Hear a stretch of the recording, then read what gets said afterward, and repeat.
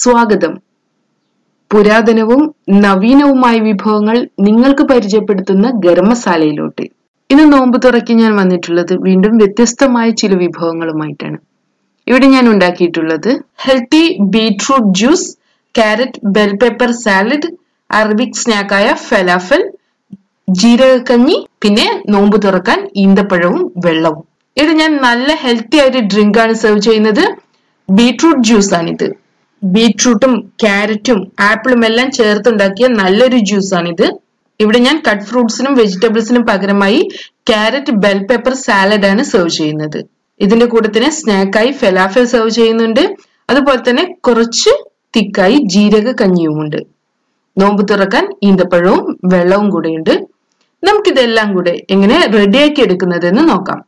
ആദ്യം നമുക്ക് ഫലാഫലിന് വേണ്ടിയുള്ള കടലയെ സോക്ക് ചെയ്യാൻ വേണ്ടി വെക്കാം. ഇതിനു വേണ്ടി ഞാൻ 1/2 കപ്പ് വെള്ള കടലയാണ് എടുത്തിട്ടുള്ളത്. ഈ വെള്ള കടലയെ ഓവർനൈറ്റ് സോക്ക് ചെയ്ത് വെക്കണം. അടുത്തതായി നമുക്ക് ക്യാരറ്റ് ബെൽ പെപ്പർ സാലഡ് റെഡിയാക്കി വെക്കാം. ഇവിടെ ഞാൻ 2 ക്യാരറ്റ്, 1 ബെൽ പെപ്പർ ഇവയാണ് എടുത്തിട്ടുള്ളത്. ഈ ക്യാരറ്റിനെ നമുക്ക് കുറച്ച് വലുപ്പത്തിൽ മുറിച്ചു വെക്കാം.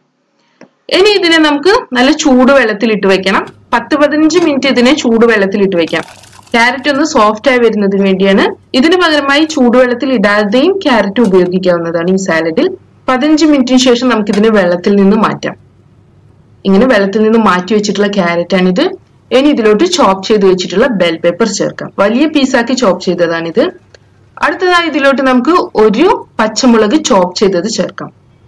ഇനി 1 table spoon olive oil, 1 teaspoon apple cider vinegar ഇവ കൂടെ ചേർക്കണം.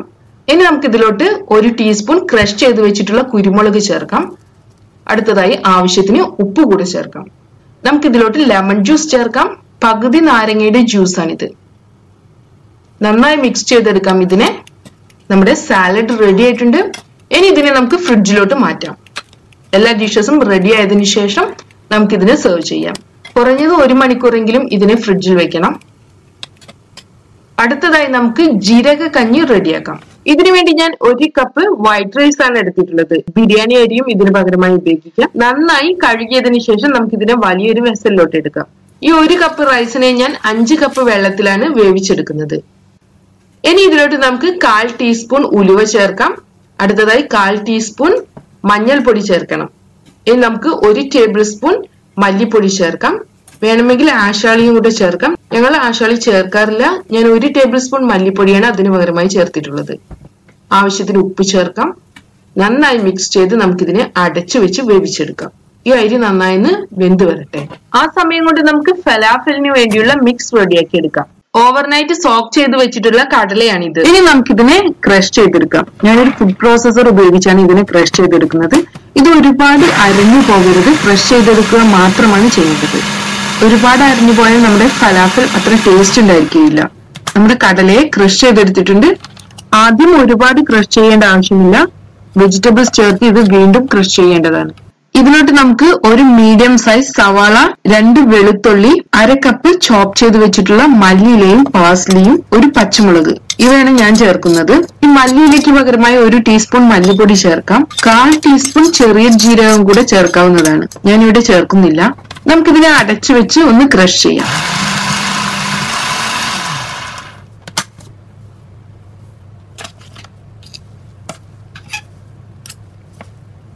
നമുക്കിതിനെ ഒന്നുകൂടെ ഒന്ന് ക്രഷ് ചെയ്യാം.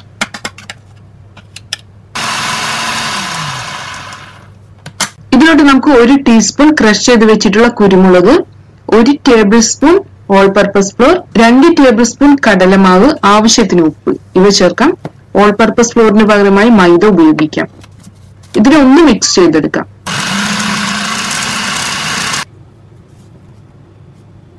ഇതാണ് നമ്മുടെ ഫലാഫൽ മിക്സിന്റെ പരുവം. ഇതിലോട്ട് നമുക്ക് 1/4 ടീസ്പൂൺ ബേക്കിംഗ് സോഡ കൂടെ ചേർത്ത് നന്നായി കുഴച്ചെടുക്കാം. നമ്മുടെ ഫലാഫൽ മിക്സ് റെഡി ആയിട്ടുണ്ട്. ഇനി ഇതിനെ നമുക്ക് മാറ്റി വെക്കാം. അടുത്തതായി ജീരക കഞ്ഞിയിലോട്ട് വേണ്ട തേങ്ങയുടെ അരപ്പ് കൂടെ റെഡിയാക്കാം. ഞാനിവിടെ 1/2 കപ്പ് തേങ്ങ, 1 ടീസ്പൂൺ നല്ല ജീരകം, 5 ചെറിയ ഉള്ളി ഇവ എടുത്തിട്ടുണ്ട്. ഇതിനെ കുറച്ച് വെള്ളം ചേർത്ത് നല്ല മയത്തിൽ അരച്ചെടുക്കണം. ഇപ്പൊ നമ്മുടെ ജീരക കഞ്ഞിക്ക് വേണ്ടിയുള്ള അരി നന്നായി വെന്ത് വന്നിട്ടുണ്ട്. ഇതിലോട്ട് നമുക്ക് തേങ്ങയുടെ അരപ്പ് ചേർക്കാം. നമ്മൾ നേരത്തെ തയ്യാറാക്കി വെച്ചിട്ടുള്ള തേങ്ങയുടെ അരപ്പിനെ നമുക്ക് പാനിലോട്ട് ചേർക്കാം. ഇതിലോട്ട് നമുക്ക് ആവശ്യാനുസരണം വെള്ളം ഒഴിക്കാം. കഞ്ഞി എത്രത്തോളം തിക്നെസ് വേണോ അതിനനുസരിച്ച് വെള്ളം ഒഴിച്ച് തിക്നെസ് അഡ്ജസ്റ്റ് ചെയ്യണം. ആവശ്യത്തിന് ഉപ്പ് കൂടെ ചേർത്ത് നമുക്കിതിനെ നന്നായി തിളപ്പിച്ചെടുക്കാം. ഇതൊന്ന് തിളച്ചു വരട്ടെ. ആ സമയം കൊണ്ട് നമുക്ക് ജ്യൂസിന് വേണ്ടിയുള്ള ഐറ്റംസ് റെഡിയാക്കി വെക്കാം. ഇതിനുവേണ്ടി ഞാൻ ഒരു മീഡിയം സൈസ് ബീറ്റ്റൂട്ട്, ഒരു വലിയ ക്യാരറ്റ്, ഒരു വലിയ ആപ്പിൾ ഇവയാണ് എടുത്തിട്ടുള്ളത്. നമുക്കിതിനെ പീൽ ചെയ്തതിന് ശേഷം ഇതുപോലെ ചോപ്പ് ചെയ്തെടുക്കണം. ഇനി നമുക്കിതിനെ ഒരു മിക്സിയുടെ ജാറിലോട്ട് എടുക്കാം. ഇനി ഇതിലോട്ട് നമുക്ക് നല്ല തണുപ്പുള്ള വെള്ളം ഒഴിക്കാം. ഇതെല്ലാം കവർ ചെയ്യുന്ന അത്രയും വെള്ളം ഒഴിക്കണം. ഏകദേശം 3 കപ്പോളം വെള്ളം ഒഴിച്ചാണ് ഞാൻ ഇതിനെ അരച്ചെടുക്കുന്നത്. ഈ ബീട്രൂട്ടിന് നല്ലൊരു മധുരം ഉണ്ടായിരിക്കും. അതുകൊണ്ട് തന്നെ ജ്യൂസിലോട്ട് നമുക്ക് ഒരുപാട് പഞ്ചസാരയോ തേനോ ഒന്നും ചേർക്കേണ്ട ആവശ്യമില്ല.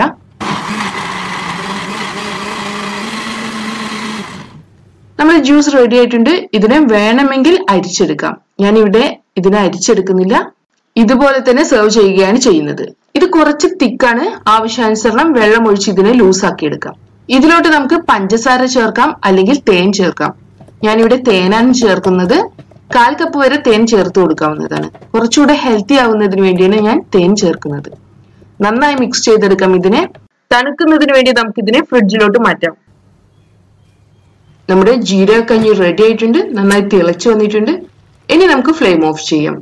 ഇതിനെ അടച്ചു വെക്കാം. ഇനി ഫലാഫൽ ഫ്രൈ ചെയ്തതിന് ശേഷം നമുക്ക് ഇതിലോട്ട് വേണ്ടിയുള്ള വറവ് കൂടെ റെഡിയാക്കി എടുക്കാം. ഫലാഫൽ ഫ്രൈ ചെയ്യാൻ വേണ്ട എണ്ണ ചൂടാക്കി എടുക്കാം. ഏത് എണ്ണ വേണമെങ്കിലും ഉപയോഗിക്കാം. നമ്മൾ നേരത്തെ റെഡിയാക്കി വെച്ചിട്ടുള്ള മിക്സിൽ നിന്നും ചെറിയ ബോൾ എടുക്കാം. നമുക്കിതിനെ ചൂടുള്ള എണ്ണയിലോട്ട് മാറ്റാം. ഇതുപോലെ നമുക്ക് അടുത്ത ബോളിനെ ഉരുട്ടിയെടുക്കാം. വളരെ ചെറുതുണ്ടാക്കിയാൽ മതി. ഫ്രൈ ചെയ്യുന്ന സമയത്ത് ഇത് വലുതായി വരും. ഇനി നമുക്ക് അടുത്തത് റെഡിയാക്കാം.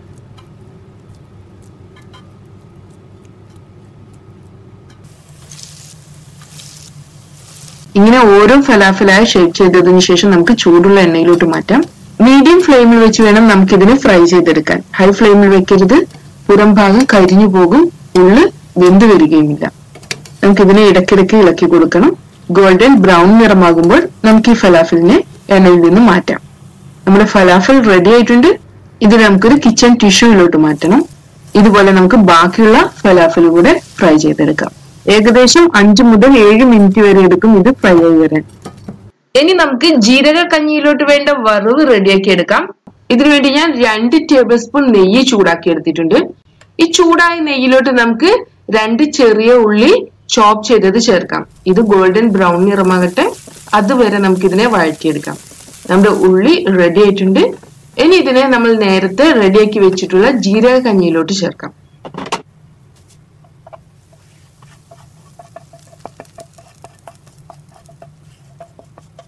നന്നായി മിക്സ് ചെയ്തെടുക്കണം. ഈ ജീരക കഞ്ഞിക്ക് ജീരകത്തിന്റെ ഫ്ലേവറും അതുപോലെ തന്നെ നെയ്യിന്റെയും ഉള്ളിയുടെയും നല്ലൊരു ഫ്ലേവറും ഉണ്ടായിരിക്കണം.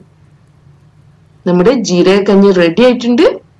ഇനി ഇതിനെ നമുക്ക് സെർവിംഗ് ഡിഷിലോട്ട് മാറ്റാം. ഇനി നമ്മുടെ ബീട്രൂട്ട് ജ്യൂസിനെ നമുക്ക് സെർവിംഗ് ഗ്ലാസ്സിലോട്ട് ഒഴിക്കാം. ഈ ജ്യൂസ് നന്നായി തണുത്ത് വന്നിട്ട് നമ്മുടെ നോമ്പ് തുറക്കാനുള്ള എല്ലാ ഡിഷസും റെഡി ആയിട്ടുണ്ട്. ആദ്യം നമുക്ക് നോമ്പ് തുറക്കാനുള്ള ഈന്തപ്പഴം എടുക്കാം. അടുത്തതായി ക്യാരറ്റ് ബെൽ പെപ്പർ സാലഡ് എടുക്കാം. നല്ല തണുപ്പിച്ച് വെച്ചിട്ടുള്ള സാലഡാണിത്. ഇനി നമ്മൾ റെഡിയാക്കി വെച്ചിട്ടുള്ള ഹെൽത്തി ബീട്രൂട്ട് ജ്യൂസ് എടുക്കാം. അടുത്തതായി നമുക്ക് ജീരക കഞ്ഞി എടുക്കാം. ഇനി നമുക്ക് അറബിക് സ്നാക്കായ ഫലാഫൽ കൂടെ എടുക്കാം. ഈ ഫലാഫൽ നല്ല ചൂടോടുകൂടെ തന്നെ സെർവ് ചെയ്യണം. ഞാൻ ഇതിനെ ടൊമാറ്റോ കെച്ചപ്പിന്റെ കൂടെയാണ് സെർവ് ചെയ്യുന്നത്. ഇതിനെല്ലാം നമുക്ക് നോമ്പ് തുറക്കുന്ന സമയത്ത് സെർവ് ചെയ്യാം. Thanks for watching.